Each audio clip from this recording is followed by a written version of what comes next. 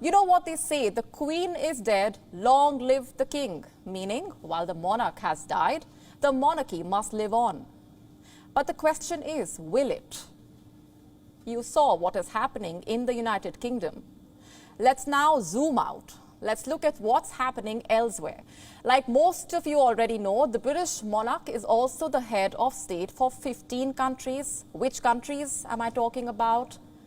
Antigua and Barbuda, Australia, the Bahamas, Belize, Canada, Grenada, Jamaica, New Zealand, Papua New Guinea, St. Kitts and Nevis, St. Lucia, St. Vincent and the Grenadines, and Solomon Islands and Tuvalu. Queen Elizabeth II's face adorns the banknotes in many of these countries, and now that will obviously change. Will there also be a wider change? Will countries think about removing King Charles III as their head of state? Will they bring about a constitutional change, now that the longest ruling British monarch is no more? I ask this because of recent history, the kind of history that the Crown dislikes. In 2020, Barbados dropped Queen Elizabeth II from constitutional roles. Today, the British monarch is no longer the head of state for Barbados. Guyana also dumped the British monarchy in 1970, Trinidad and Tobago in 1976, Dominica in 1978, and Mauritius in 1992. The Crown obviously was not flattered. But the trend is not surprising, and let me tell you why. Number one, sovereignty. Most countries today are not okay with the idea of foreign interference. Yes, the British monarch is only a symbolic head of state, but isn't that all the more reason why countries can afford to totally let go of this constitutional role? Why not have a head of state who is a member of the same state? Why be led by a foreign king? Number two, dark history. A British king sitting as a head of state in Jamaica is only a reminder of the country's colonial past, of slavery, of exploitation. Again, it is a reminder countries can do without. Tell me one thing, do countries today really need a colonial hangover?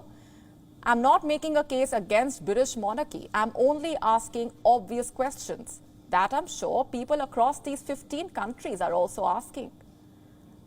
Look at what's happening in Australia. The leader of Australia's Green Party recently tweeted his condolence message for the Queen.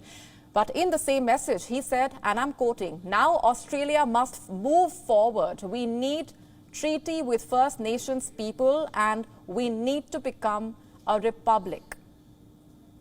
And this is not really a fringe point of view. Australia is already laying the foundation for a referendum. Prime Minister Anthony Albanese says a nationwide vote will not be held during his first term. His term ends in 2025, which means come 2025, Australia could be looking at a vote against the monarchy. New Zealand also is looking at dumping the monarchy sooner rather than later. Prime Minister Jacinda Ardern was once asked about the possibility of a referendum. She said, and I quote, "I believe it is likely to occur in my lifetime." Here's a headline from Antigua and Barbuda. Right after Charles III ascended to the throne, this Caribbean island said it will hold a referendum to remove the British monarch as Antigua and Barbuda's head of state. The country's Prime Minister, Gaston Brown, said, I'm quoting, "It does not represent any form of disrespect to the monarch. This is not an act of hostility or any difference between Antigua and Barbuda and the monarchy. It is a final step to complete the circle of independence to become a truly sovereign nation." Jamaica is also looking at a referendum before 2025. So you get the point I'm trying to make. People in the UK are not the only ones looking to move past the monarchy. So where does this leave the Commonwealth? It is a grouping of 56 countries. The Commonwealth represents 2.2 billion people around the world. It includes countries like South Africa, Seychelles, India, Malaysia, Pakistan, Bangladesh, Sri Lanka, Malta, Fiji, Australia, Tonga. Like I said, all in all, there are 56 countries, and most of them were once a part of the British Empire. In other words, they were British colonies.